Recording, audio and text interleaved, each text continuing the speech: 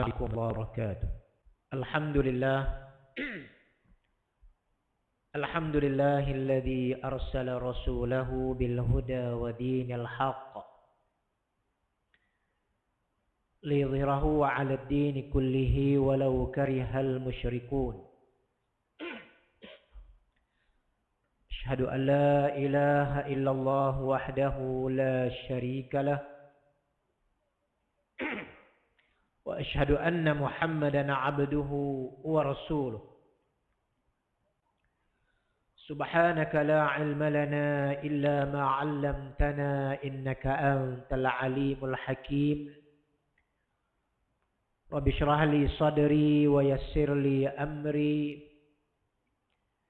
wahlul 'uqdatam min lisani yafqahu qawli.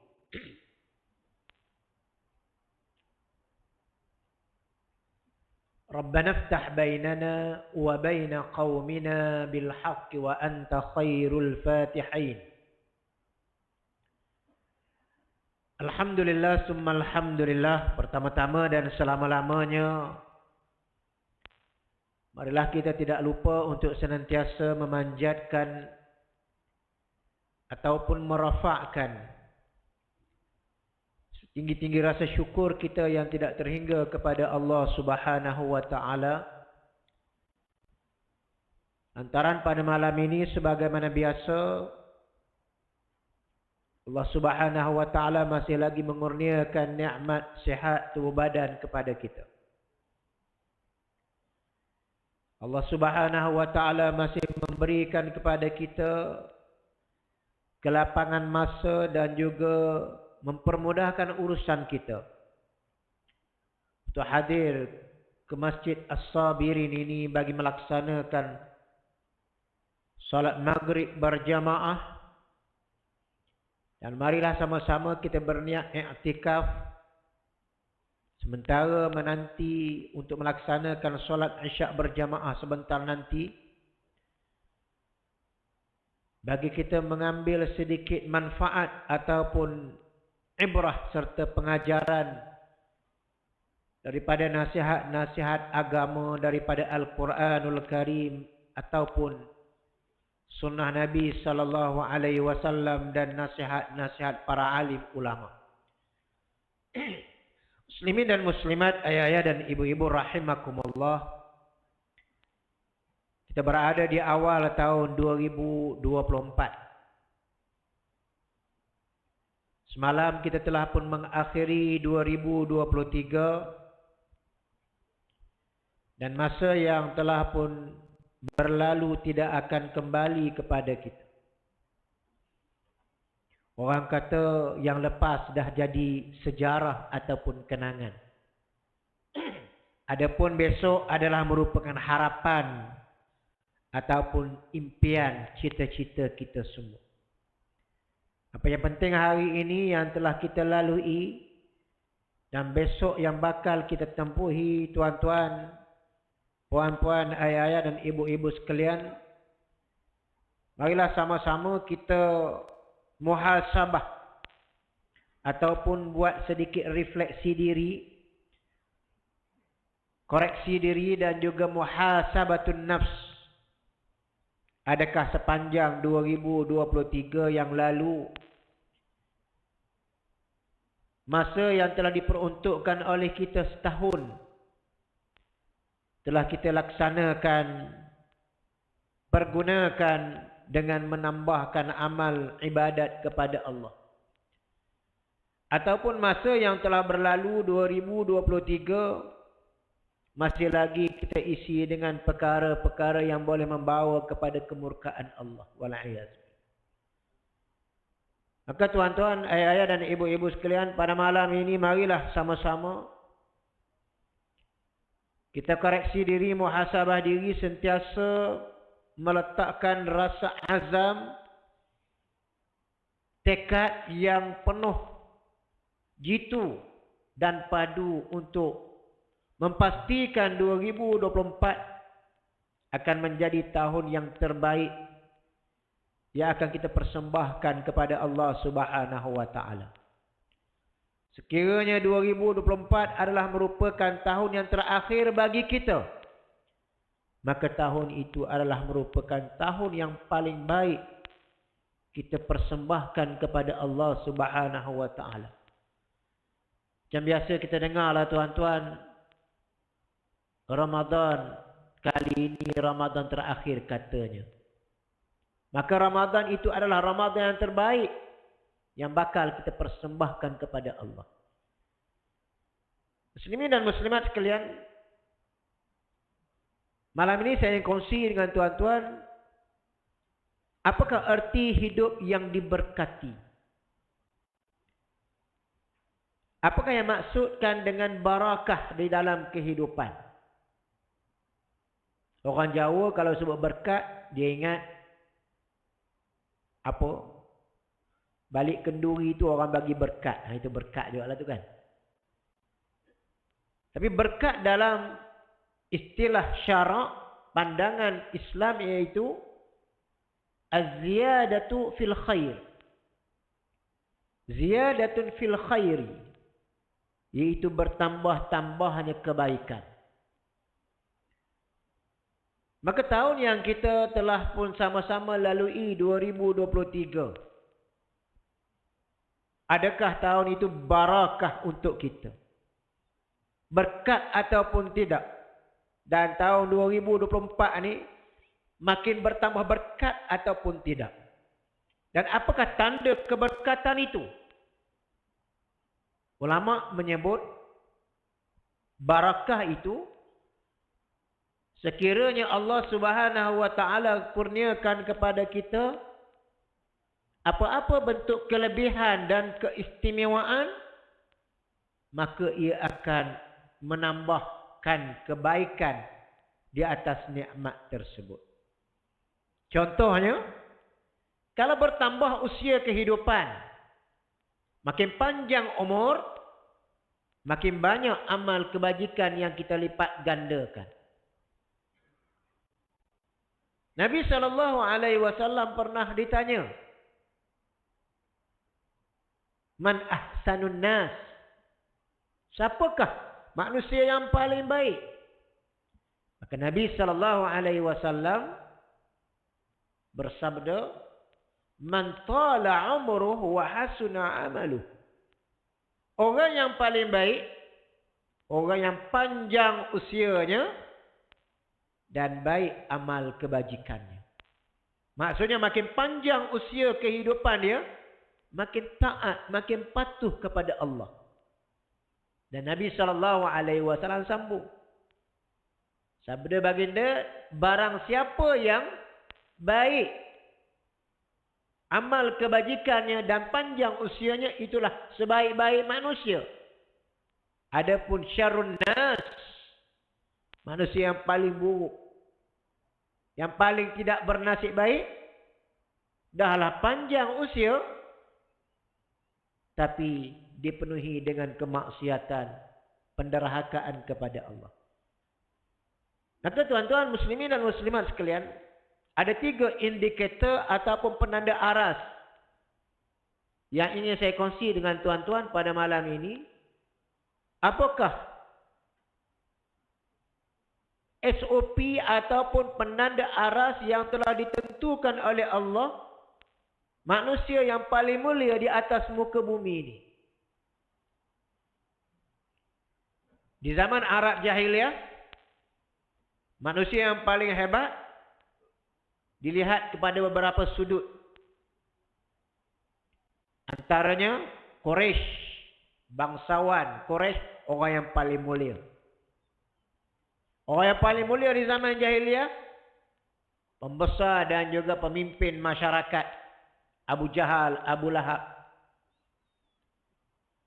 Orang yang paling mulia dan punya kedudukan yang hebat di zaman Jahiliyah, panglima perang. Orang yang boleh bunuh orang. Orang yang paling gagah perkasa. Macam Umar Al-Khattab, macam Khalid Al-Walid, Al-Mughirah dan sebagainya. Itu zaman sebelum kedatangan Islam.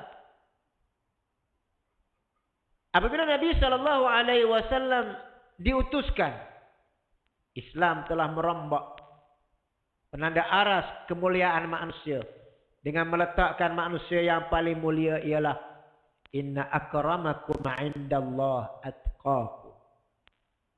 Orang yang paling mulia di kalangan kamu iaitu orang yang paling bertakwa. Orang yang paling taat kepada Allah. Orang yang paling patuh terhadap titah perintah Allah. Melaksanakan ketaatan dan meninggalkan kejahatan. Itu maksud paling mudahlah erti takwa. Daripada sifat takwa inilah lahirnya para sahabat ridwanullahu alaihim ajma'in. Yang sanggup mengorbankan apa saja yang mereka miliki demi untuk mencapai ketaatan kepada Allah. Sehingga sanggup di kalangan mereka mengorbankan harta, nyawa, segala-galanya untuk Nabi sallallahu alaihi wasallam. Dan daripada tempaan takwa inilah lahirnya sahabat-sahabat, pemimpin-pemimpin di kalangan sahabat yang begitu terkenal dengan kezuhudan, dengan ketakwaannya. Abu Bakar As-Siddiq radhiyallahu taala anhu, yang dinamakan As-Siddiq ini, tuan-tuan, bila mendengar lawangan azan sahaja gemetar hatinya. Di wajahnya ada aliran tempat air mata menangis kerana takutkan Allah. Itu Abu Bakar As-Siddiq. Umar Al-Khattab dengan takwanya apabila memimpin kerajaan Islam, beliau melaksanakan ketaatan kepada Allah, memerintah dengan penuh keadilan. Tuan-tuan biasa dengar bagaimana Umar Al-Khattab sebagai seorang khalifah, pemimpin yang dinamakan Amirul Mukminin nombor 1. Pemimpin nombor 1 dunia pada masa itu. Nombor 1 negara Madinah pada masa itu. Malamnya menelusuri lorong-lorong Madinah Al-Munawwarah. Takut-takut ada di kalangan rakyat dia yang kelaparan. Nak selidik apakah kekurangan yang belum disempurnakan. Amanah sebagai seorang pemimpin. Kemudian beliau terdengarlah bisikan seorang ibu. Bertanya kepada anak dia. Wahai anakku, susu yang kita jual hari ini banyak lagi ke lebih? Maka anak dia beritahu banyak lagi mak. Maka mak dia kata kalau macam tu besok campurlah sikit dengan air. Kita dapat untung lebih sikit. Anak kepada ibu tadi tuan-tuan, perempuan tadi. Dia kata, mak bahaya ni kalau Omar tahu. Kalau pemerintah tahu, khalifah tahu, susah kita. Silap-silap kena tarik lesen. Itu saya tambah lah tu kan. Ataupun mungkin kena denda, kena compound. Mak dia kata Omar tidur dah, rumah kat rumah dia. Tapi anak yang salihah ini dia kata, mak, kalau Omar tak tahu pun tapi Tuhan Omar maha tahu. Yang maha mendengar lagi maha melihat. Ini tuan-tuan, khalifah yang bertakwa melahirkan rakyat yang bertakwa. Dan daripada kisah inilah katanya Umar Al-Khattab balik ke rumah. Besok dia pesan kepada anak lelaki dia Abdul Rahman, pergi ke rumah yang aku tanda pangkah X tu. Macam orang beli kono ya kan. Itu pun saya tambah juga tu. Pergi rumah sekian-sekian dan pinang anak perempuan makcik ni. Dan alhamdulillah dikahwin. Diringkaskan cerita perempuan itu bernama Laila. Dikahwini oleh anak Umar Al-Khattab. Dan lahir daripada zirat Laila inilah siapa tuan-tuan? Khalifah Umar bin Abdul Aziz. Cucu kepada, bukan cucu, cicit kepada Umar Al-Khattab. Sebab Umar, bila dia jadi Perdana Menteri ataupun jadi Khalifah, diharamkan anak beranak dia menjawat jawatan-jawatan hatta sebagai Khalifah selepas dia pun dia tak bagi. Cukuplah Umar seorang yang masuk neraka dia kata. Tapi Allah Ta'ala takdirkan cicit dia, Umar bin Abdul Aziz, pula menjadi Khalifah. Yang dinamakan dengan Khulafa'ur Rashidin Al-Mahdiyin 5 khalifah Islam yang mendapat petunjuk hidayah daripada Allah, Abu Bakar, Umar, Osman, Ali, dan yang kelimanya ialah Umar bin Abdul Aziz. Muslimin dan muslimat sekalian, Umar yang bertakwa, pemimpin yang adil. Berjalan lagi satu malam, nampak kemah. Malam orang tidur dah, tiba-tiba kemah ni masih bercahaya. Umar pergi dekat. Didapati seorang makcik tua yang sedang masak sesuatu. Ditanya, wahai makcik, masak apa tu? Tengok-tengok, yang dimasak ialah batu. Jerang dengan air. Kenapa masak batu ni? Dia kata, anak-anak aku kelaparan. Mereka menangis kerana lapar. Maka aku nak menenangkan mereka, aku masak batu ni. Mudah-mudahan mereka tidur dalam menanti ya, benda-benda yang aku dapatkan. Makanan tak ada, tuan-tuan. Dia kata, mungkin Omar pun tak tahu ni aku kelaparan. Masa tu, tuan-tuan, dia tak kenal khalifah. Sedangkan Umar Al-Khattab yang datang tu dengan pembantu. Round kawasan. Bukan macam zaman sekarang. Ada WhatsApp group. Ada Facebook. Ada Twitter. Tak ada TV masa tu. Tak kenal Umar. Maka Umar tu sebalik. Balik ke Baitul Mal. Ambil gandum. Pikul sendiri. Pembantu assistant. Special officer dia. Nak pikul. Dia kata, jangan pikul. Ini tanggungjawab aku. Ini tuan-tuan Umar Al-Khattab. Aku nak jawab di hadapan Allah. Dia bagi gandum kepada makcik tadi untuk masak anak-anak yang kelaparan. Tuan-tuan muslimin dan muslimat sekalian, ini sebagai muhasabah. Manusia yang mulia di atas muka bumi itu yang bertakwa. Tak kiralah sama ada dia pemimpin besar ataupun pemimpin kecil. Ketua masyarakat yang paling tinggi ataupun pemimpin keluarga. Kita ingin melihat apakah amalan dan juga indikator penanda aras manusia yang paling baik di atas muka bumi ini. Saya nak kongsi dengan tuan-tuan 3 sifat manusia yang disebut oleh Nabi SAW. Salah satu tadi, yang panjang usianya, kata Nabi SAW, dan baik amalan. Panjang usianya, tapi penuh dengan kebajikan, dengan amalan. Tuan-tuan, semalam saya ada ceramah satu surau.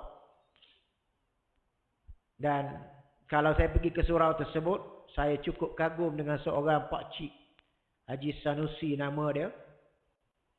Yang datang ke surau tak pernah miss, walaupun keadaan dirinya berkerusi roda. Naik kerusi roda, tuan-tuan, tapi tak pernah miss sembahyang berjamaah. Kita yang tak berkerusi roda ni pun tak berapa nak. Cukup 5 waktu, tuan-tuan. Betul tak? Saya cukup kagum kadang bila nampak pakcik-pakcik, ayah-ayah dan ibu-ibu yang uzur. Datang bertongkat, berpapah, duduk sembahyang atas kursi sebagainya. Tapi istiqamah dalam melaksanakan ketaatan. Inilah yang disebut oleh Nabi SAW. Manusia yang diberikan kemuliaan. Panjang usianya dipenuhi dengan kebaikan. Dengan amal ibadat. Sebab nun di luar sana kadang-kala, tuan-tuan, ada manusia panjang usianya. Tapi orang tua kata apa? Makin tua makin menjadi. Kan? Makin tua makin banyak. Banyak akal. Makin tua makin kuat karaoke contohlah kan. Karaoke itu tak salah kan. Karaoke lagu-lagu Israel ke lagu yang baik tak ada masalah. Tapi ini karaoke yang campur aduk laki perempuan, jantan betina. Melanggar peraturan Allah. Semalam saya berang juga, tuan-tuan. Layan anak lah, tuan-tuan. Malam tahun baru. Saya jarang, tuan-tuan, pergi mana-mana sambutan malam tahun baru ni. Biasanya duduk atas jambatan, tengok lampu je lah. Tengok mercun. Kita nak bakar mercun, tak ada duit. Anak-anak kan suka tengok. Ialah manusia ni suka tengok benda indah, benda cantik. Tapi semalam tak macam mana, silap jalan sikit. Silap jalan termasuk sikit dalam Kuala Lumpur. Nak pusing U-turn tak boleh. Sumbat jam. Pukul 12 pergi, tuan-tuan. Agak-agak balik pukul apa, tuan-tuan? 1:30 baru boleh balik, tuan-tuan. Jam sumbat. Tak bergerak kereta. Kemana manusia, tuan-tuan? Ramainya manusia tunggu daripada LRT. Dengan macam-macam gaya. Masya Allah, gaya. Ceritalah tuan-tuan. Dengan yang tak tutup auratnya. Dengan yang laki perempuan bergembira.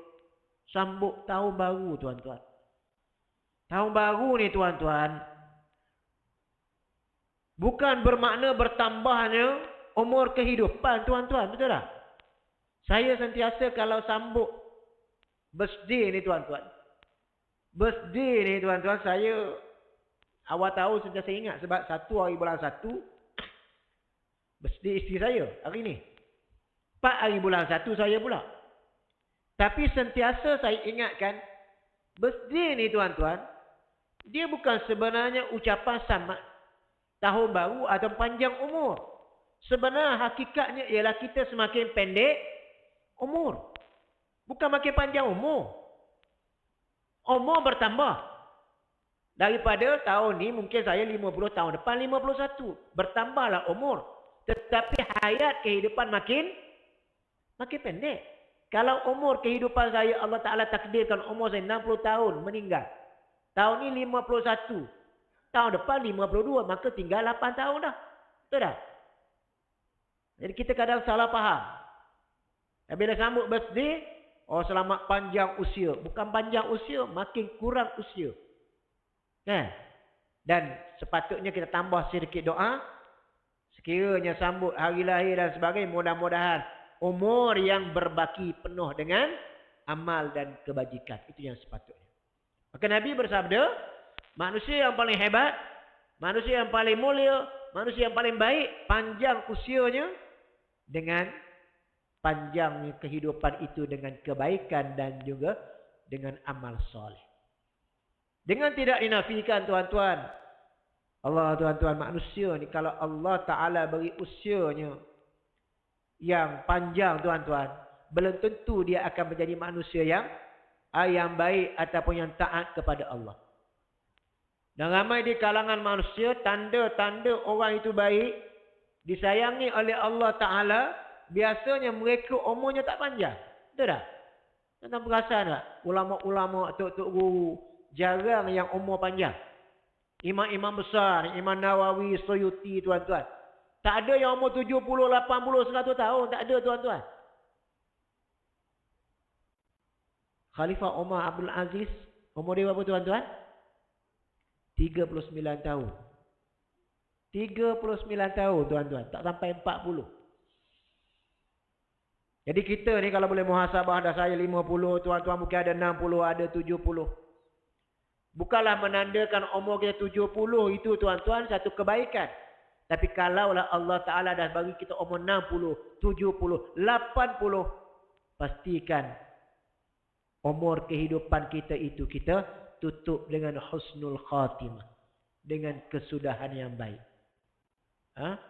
Saya bila masuk umur 50 ni tuan-tuan, banyak tazkirah, ceramah, kuliah saya berkenaan dengan ahwalul mauta. Atau cerita tentang kematian dan persiapan untuk mati. Bukanlah maksudnya orang 50 nak mati ataupun 60 nak mati. Tidak. Sebab ramai juga budak-budak muda, anak-anak kecil yang mati awal. Betul tak? Tapi sebagai muhasabah kepada kita. Yang kedua tuan-tuan,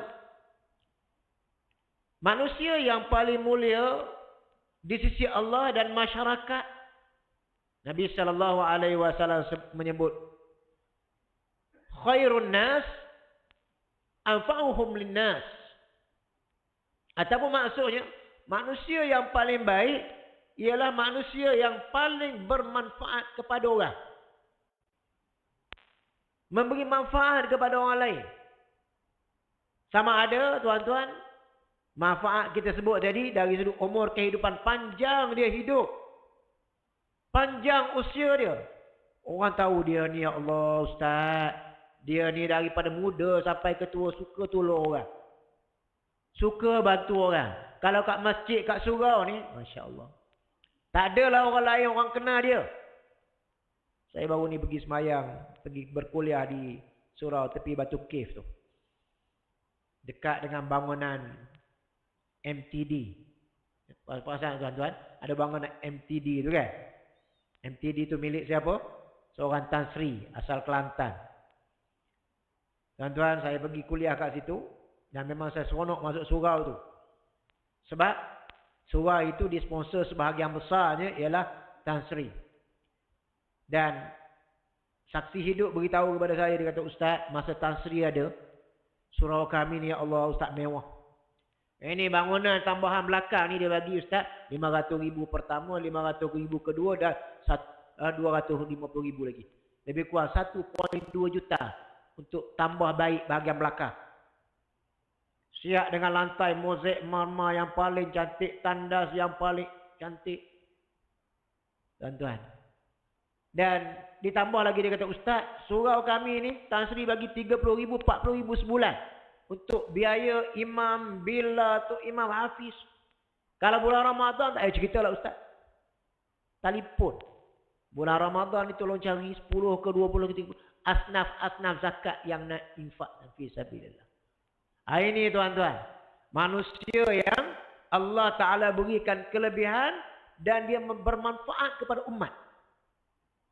Kalau saya nak kongsi dengan tuan-tuan, ada 3 jenis manusia lah.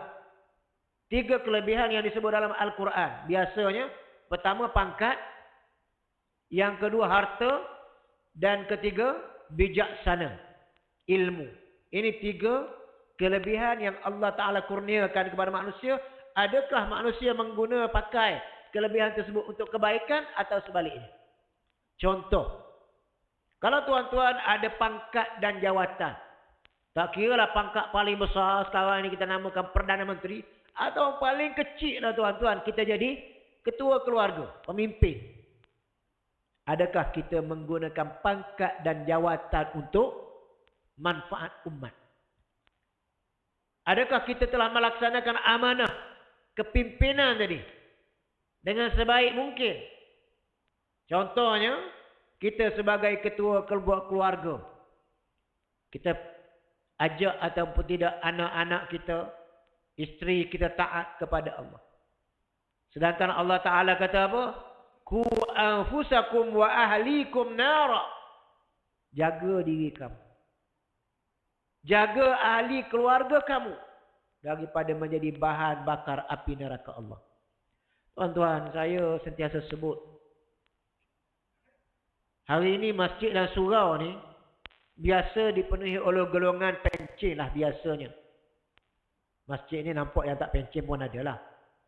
Tapi kebanyakan masjid dan surau golongan pencen menjadi regular customer.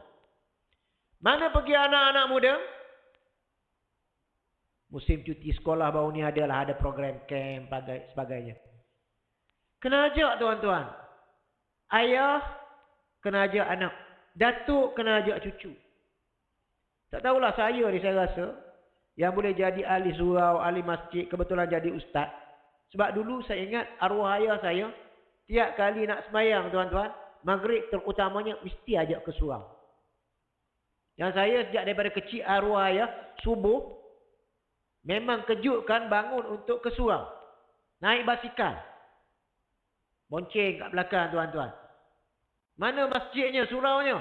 No, 1 kilometer. 1 batu tuan-tuan. Masjid Alul Intan dengan rumah saya tu 1 kilometer tuan-tuan. Maka kalau nak sampai naik motor, basikal tuan-tuan, nak sempat semayang subuh agak-agak bangun pukul berapa? Itu kita dididik macam tu.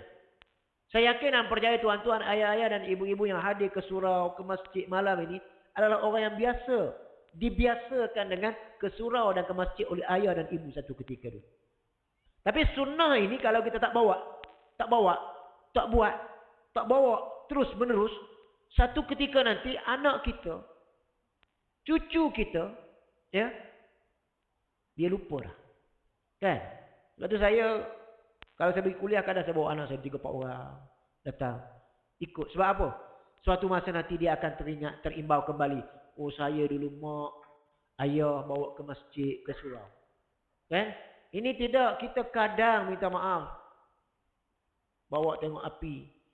Malam tahun baru penuh satu kereta. Sampai jam mata aklih tu tuan-tuan. Jam. Kereta tak boleh nak lalu sumbat. Tahu sumbat. Sebab apa? Banyaknya kereta. Welfare-nya, Alphard, macam di kereta besar-besar belakang. Yang boleh buka roof atas tu. Untuk anak-anak keluar. Tengok lampu. Bawa anak tengok lampu. Mana ramai agak-agak bawa anak tengok lampu, bawa anak kita sikit masa daripada bawa anak ke masjid ke rumah Allah. Mana ramai. Kita muhasabahlah tuan-tuan. Benda nampak simpul. Tapi kadang, ialah, perkara ini perlu disebut, diulang, biar dia sampai pada peringkat kita terbina satu kesedaran. Nak bina masyarakat ni tuan-tuan bukan mudah. Prosesnya berterusan. Tazkirah, peringatan, ilmu, kuliah, ceramah, forum. Imarahkan rumah Allah, imarahkan program ilmu. Akhirnya barulah lahirnya baldatun tayyibatun wa rabbun ghafur. Negara yang mendapat keampunan daripada Allah, rahmat dan kasih sayang daripada Allah. Sifat manusia yang kedua tadi iaitu orang yang bermanfaat. Kalau pemimpin, pemimpin yang bermanfaat. Kalau ketua keluarga yang bermanfaat. Kalau kerja di pejabat yang bermanfaat. Manfaat macam mana? Contohnya tuan-tuan, kadang jabat-jabat tertentu ni tuan-tuan kita pergi payah urusan. Payah berurusan. Kadang nak masuk parking pun payah. Tak bagi parking, tak boleh parking hujung sana. Kalau parking ada. Parking ada tapi tak bagi parking. Sebab apa? Ini parking VVIP. Contoh lah kan. Saya dulu tuan-tuan, saya teringat. Saya dijemput oleh Abang Mak Pin. Abang Mata tu ceramah di mana? KLCC. 1998. Baru balik Mesir. Kita masa tu tuan-tuan bawa Tiara. Tiara 609. Kereta pertama saya. Adalah makcik yang dermawan. Minta tolong sama bayar je. Kita membayarlah 500 bulan masa tu. Pergilah ceramah tuan-tuan. Nak masuk parking ke depan KLCC, parking tak ada. Parking tak ada. Barunya nak parking, tengok-tengok. Datang pengawal misal lebat. Tuan, tak boleh parking sini. Ini tempat VVIP. Manager, assistant manager. Saya kata, tuan, saya nak parking 1 jam je. Ada ceramah kat atas. Tak boleh, tak dibenarkan. Oh. Lepas tu nak parking kat mana? Bawah. Kan? Kat bawah parking. Parkinglah kita kat bawah. KLCC kan bawah parking dalam tu kan. Parkinglah alhamdulillah. Naiklah ceramah. Lewat sikitlah 1, 20 baru start. 20 minit. Rugi masa. Habis kuliah tuan-tuan. Turunlah kita. Terlupa pula parking level mana. Dah lah guna alam yang jenis paling murah. Tak ada remote control tu kan. Tak bunyi. Allah. Setengah jam pula. Berapa tingkat? Tak turun. Satu. Berpeluh tuan-tuan. Minggu depan saya ceramah. Saya pesan depan-depan kuliah tu saya beritahu. Tuan-tuan, ustaz yang datang kuliah, datang ceramah. Apa salah kiranya ada parking penceramah? Macam masjid pun kadang kena ada parking penceramah. Betul tak? Sekarang ni alhamdulillah. Benda yang saya sebut 1998. Masjid, surau, pejabat kerajaan. Ada belaka dah parking. Parking khas untuk penceramahan. Masjid ni ada tak? Saya tak perasan tuan-tuan parking. Sini parking banyak, tak ada masalah. Saya pun tak parking penceramah pun sebab parking banyak. Sini tak ada masalah. Tapi ada kadang tempat yang sempit suka. Kena persiapkan. Nampak simpel je. Pemimpin kena berfikir untuk memudahkan. Ya, memudahkan urusan masyarakat. Kalau kita ketua pejabat, Islam suruh apa? Yassiru wala tu'assiru. Permudahkan, jangan menyusahkan. Benda yang boleh buat mudah, buat mudah. Ini tidak. Ambil borang. Borang kat mana? Hujung sana. Kat mana? Borang hujung sana. Kadang cari 2-3 tempat tak jumpa kan? Padahal borang ada dengan dia. Borang kat sana. Masalahnya bagi je. Contoh lah. Yassiru wala tu'assiru. Permudahkan. Jangan menyusahkan. Niaga, jual, beli dan memudahkan urusan orang. Basyiru wala tunafiru. Kaedah Islam. Kita kena beri kabar gembira. Jangan mudah membawa slogan-slogan yang menakutkan orang. Macam saya baru balik Mesir dulu tuan-tuan. Masa tu semangat. Pantang ajak ceramah tuan-tuan. Berdiri atas mimbar. Ayatnya. Tilka hududullah. Wa man yata'adda hududallah. Ayatnya hudud tu. Memanglah hudud dan urusan batasan Allah. Barang siapa yang langgar hudud Allah. Neraka. Ya, betul tak dinafikan. Tapi benda tu kalau boleh bukan aulawiyat, bukan paling utama. Yang paling utama, ajak manusia dekat kepada Allah. Gembirakan orang. Yang Nabi sebut apa? La tadkhulul jannah. Kamu tak akan masuk syurga. Hatta tu'minu. Melainkan kamu beriman. Syarat syurga beriman. Walan tu'minu. Dan kamu tak akan beriman. Selagi mana? Hatta tahabu. Selagi mana kamu tidak berkasih sayang.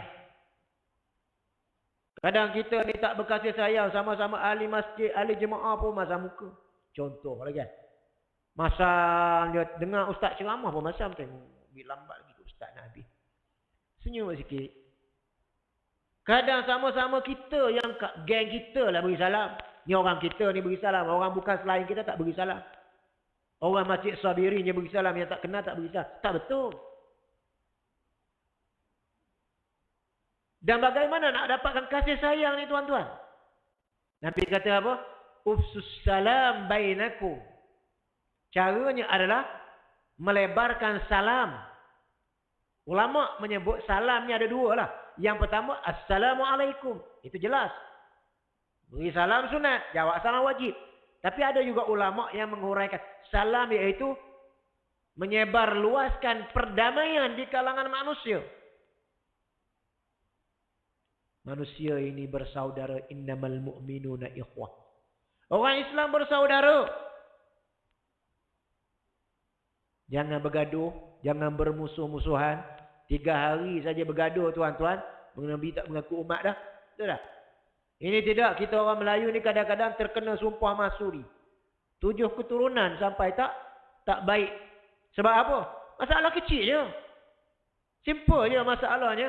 Si tompok jiran semula naik atas motor Ducati kita garu. Motor Ducati kita baru beli. Ya, memang marah betul lah yang pelihara kucing Parsi Siam tu. Jaga elok-elok. Tamang saya baru ni pun bergaduh tuan-tuan. Bergaduh sikit lah. Masuk dalam WhatsApp group.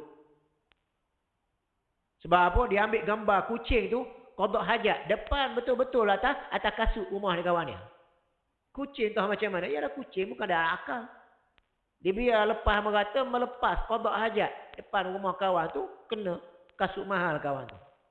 Ambil gambar. Beritahu dalam grup. Sila datang basuh taik kucing. Oh, sampai begitu sekali tuan. Ini bukan level orang biasa-biasa ni tuan-tuan. Level orang hebat-hebat ni. Bergaduh kenapa? Kucing. Nampak simple. Tapi memanglah. Kita hidup ni kena bermanfaat untuk manusia. Kalau menyusahkan manusia, pelihara kucing boleh.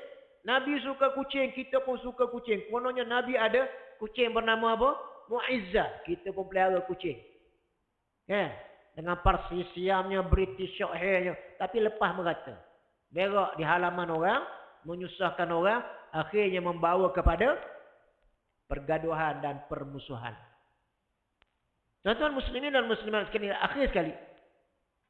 Nabi SAW menyebut. Manusia yang paling baik. Ya, yang pertama tadi. Panjang usia, banyak amal kebajikan. Yang kedua. Manusia yang paling bermanfaat kepada orang lain. Sama ada dengan jawatan pangkatnya. Ataupun dengan hartanya. Ataupun dengan ilmunya. Yang ketiga yang terakhir tuan-tuan. Nabi SAW menyebut. Manusia yang baik. Yang paling baik ialah.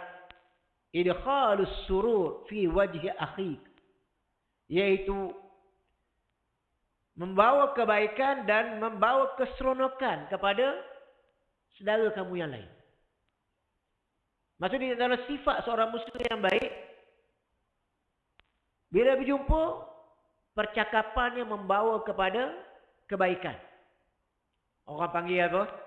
Kalau dengar dia bercakap saja, seronok rasa hati. Tengok wajah dia saja, rasa tenang jiwa. Ini tidak ada di kalangan manusia ni tuan-tuan. Pantang jumpanya kita rasa serabut. Betul tak? Serabut macam mana? Cakapnya laser. Laser. Nampak kawan kita masuk je. Masuk masjid pakai baju kuning. Saya ingat lah. Ada kawan saya dulu memang terkenal. Kelebihan cakap dia memang laser sikit. Nampak kawan ni pakai baju kuning. Dia kata, pakai baju kuning macam Tok Sami Buddha. Padahal apa salahnya kalau dia puji sikit cantik baju pagi ni. Betul tak?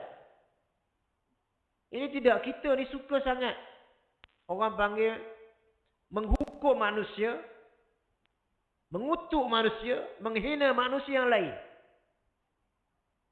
Mungkin ditarbiah dengan dunia media sosial yang begitu rusak hari ini. Fitnah yang cukup melebar luas dalam masyarakat kita hari ini, tuan-tuan. Masing-masing jadi juru komen. Kalau buka Facebook, buka je TikTok atau buka je media masa hari ini, orang tergila-gila. Yang mana paling banyak viral, betul tak? Yang paling banyak like dan juga komen. Yang pakai komen, yang pakai like ni tuan-tuan, kebanyakannya minta maaf. Tidak semua boleh dijadikan sebagai pegangan, panduan di dalam kehidupan. Dibimbangi ramai di kalangan mereka, tidak ada ilmu ataupun bahasa kasarnya jahil dari sudut hukum agama. Tapi ulas. Lagi nak ulas. Kata korang ni, kata korang ni. Kadang pelaga orang ni, pelaga ustaz ni. Akhirnya rusak masyarakat. Ya? Ini perkara yang perlu kita muhasabah. Sempena tahun baru 2024 ini, tuan-tuan. Marilah sama-sama kita beramal dengan 3 sifat ini. Yang pertama, panjang usia dengan kebaikan, dengan amal soleh. Yang kedua, kita menjadi orang yang paling bermanfaat pada orang lain. Kalau ada pangkat jawatan, permudahkan urusan. Kalau ada sedikit lebihan rezeki kerana Allah, banyakkan infak fi sabilillah, banyak menyumbang fi sabilillah. Gunakan harta macam Tan Sri ni, tuan-tuan, masya-Allah.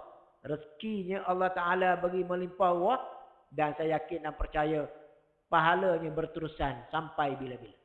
Dan yang ketiga, jadilah manusia yang mengembirakan orang, memudahkan urusan orang, menyelesaikan masalah umat, agar satu ketika, satu hari nanti, tuan-tuan, orang kata harimau mati meninggalkan belang, betul tak? Tapi manusia mati meninggalkan nama dan budi pekerti mulia, insya-Allah. Jadi saya rasa sekadar itu saja daripada saya. Minta maaf, saya uzur sikit, sehari dua ni batuk sikit lagi. Jadi sekadar itu sajalah daripada saya pada malam ini. Mudah-mudahan walaupun kalimatan mujazah yang begitu ringkas, 3 poin yang saya kongsi dengan tuan-tuan malam ini, mudah-mudahan ia menjadi ibrah, pengajaran untuk kita semua, tuan-tuan. Aqul qawli hadza wa astaghfirullahal azim li wa lakum. Assalamualaikum warahmatullahi wabarakatuh.